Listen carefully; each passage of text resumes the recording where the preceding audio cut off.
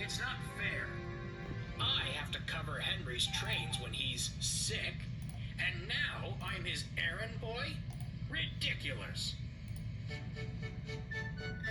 When the Welsh coal arrived, Henry was delighted. He'd never felt so well in his life. The Fat Controller had signs placed near the coal bunker, which read, "Special Welsh coal, for Henry only." The other engines understood and respected this. All except James.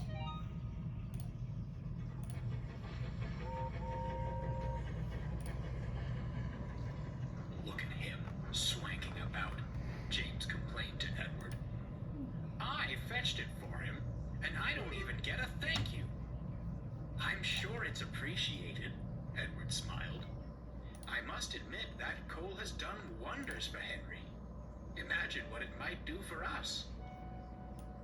Edward meant this in jest, but James smirked. I wonder. "Get that idea out of your smokebox," frowned Edward. "You know full well not to take that coal. Poor Henry has suffered enough. He doesn't need you pilfering the one thing that's making him better." James said nothing more, but he began making a plan. Over the next few days, James pestered his crew about the coal. No matter how he asked, the answer was always no. But James was persistent and wouldn't relent.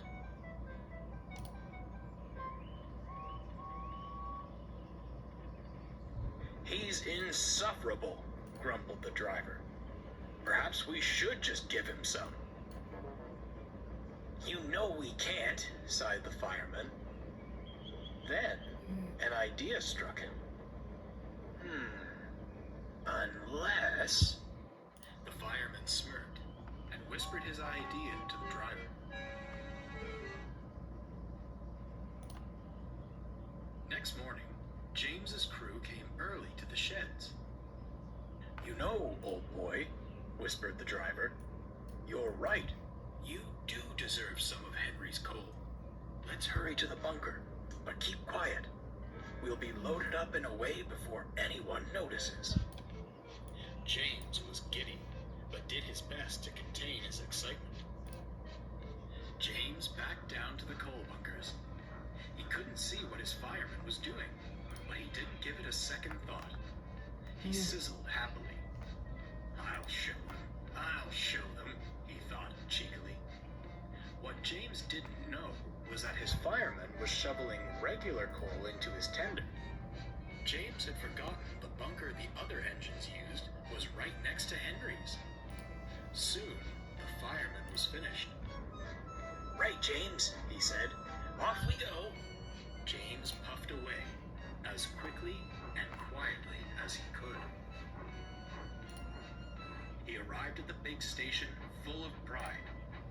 He had plenty of steam, and was so early that his train wasn't ready. "Never mind," he scoffed.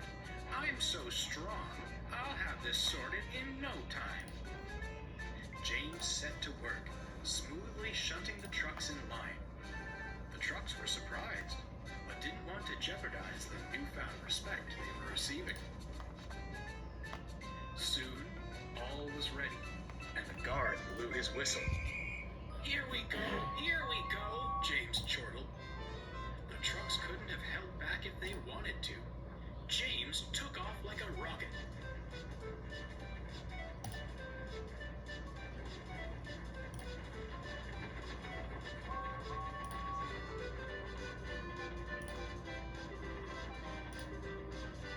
James sped down the line.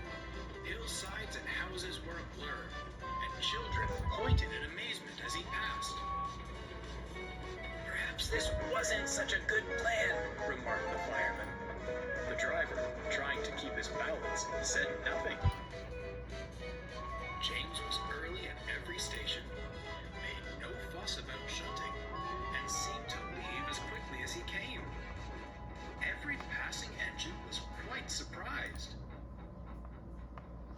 By the end of the afternoon, James arrived back at the big station. He was sizzling in a siding, feeling very pleased with himself. Couldn't be better, he smirked. Why waste that special coal on an engine like Henry when I make much better use of it? I beg your pardon? James gulped. I had come to congratulate you on your fine work today, he rumbled. But it appears we have another matter to address. As far as I'm aware, continued the Fat Controller, only Henry is permitted to use that coal. Now, is your name Henry? No, sir. It isn't. Then why did you take that coal? At that moment, James's crew appeared. Pardon me, sir, said the fireman, but you've got it all wrong. By the time he'd explained the trick, James was aghast. So, all day I've been using regular coal? The driver, fireman, and even the Fat Controller burst out laughing. James bluffed.